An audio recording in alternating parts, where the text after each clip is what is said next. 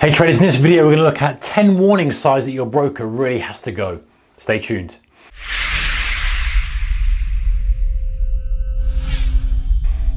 Hey traders, a very warm welcome to you. Okay, so Forex can be a minefield. Whether you're trading actually Forex, whether you're trading currencies, whether you're trading commodities, indices, stocks, whatever.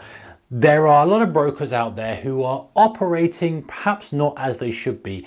You need to get the best broker possible. Honestly, it's the number one thing just to get, set, forget. If the broker is starting to do some of these things, you've got to consider changing because it's not going to help your long-term success. It just adds worry that you just don't need. Right? Okay, so number one, delay when withdrawing money. This is a big one. You are there, you want to withdraw money, they're delaying.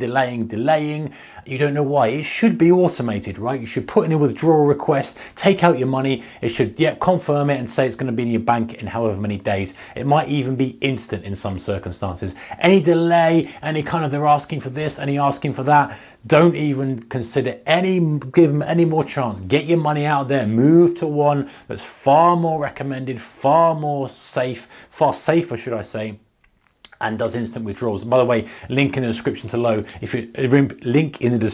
below if you're looking for a better broker. All right, number two, slow processing of deposits. Listen, when I deposit money, I want it there now, instantly. I want to be able to trade with it immediately. And all brokers, good brokers, will allow you to do that. If they're taking time and it's doing this and it's doing that, you've got to wonder what's going on behind the scenes. Why are they taking so long to do it? That would be a bit of a red flag for me. Number three, increase minimum trade size. This is a revenue generating exercise. A lot of traders trade with small size because they want to test strategies, because they want to be able to scale in or out. If you kind of see them increasing the minimum trade size, you've got a bit of a warning. You've got to say, hey, you know what? Why are you increasing minimum trade size? That's a bit of a warning sign for me. I don't really like to trade with someone who keeps increasing the minimum trade size. Number four, wider spreads and commission. Hey, recognize that brokers have got to widen spreads from time to time in real fast market conditions. But if they're constantly doing it, making commissions large, or they kind of got a big difference between they've got some kind of teaser rate that they get you into, and then once you're in there, all the other stuff is really expensive.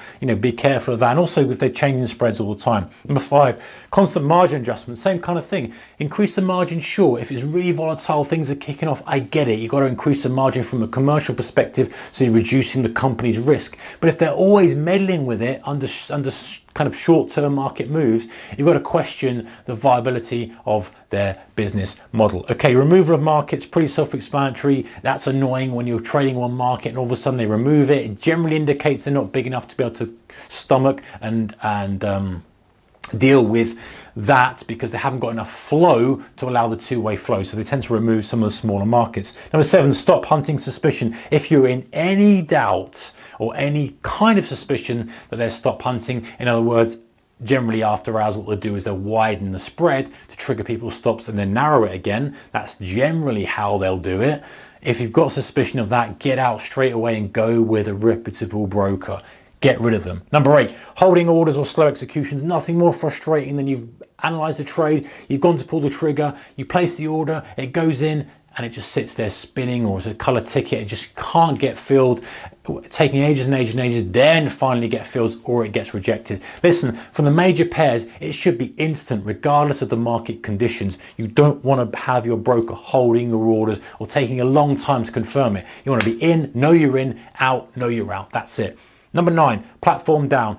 Nothing worse than trying to get in and you can't log into the platform. You can't log in to place a trade. You can't log in to look at your positions. If that can happen from time to time, right? It should be very, very rare. If it's happening frequently, get out of there, get a new broker. Finally, guys, poor customer support. I always, if I'm running with a new broker, I test them out first. I test them out with a couple of tests. I ring up, I email, I use the live chat. I want to see how they respond to a new customer. If they're not even on the ball with a new customer, imagine what they're going to be like if they've got a lot of people complaining about something and you really need their help. So make sure they've got the manpower to deal with your customer support queries, because you won't ever use it, but when you do use it, you really need it. All right, guys, 10 warning signs your broker needs to go. There's a recommended broker in the description below if you fancy changing and looking at someone different. Take care. See you next one. Bye-bye.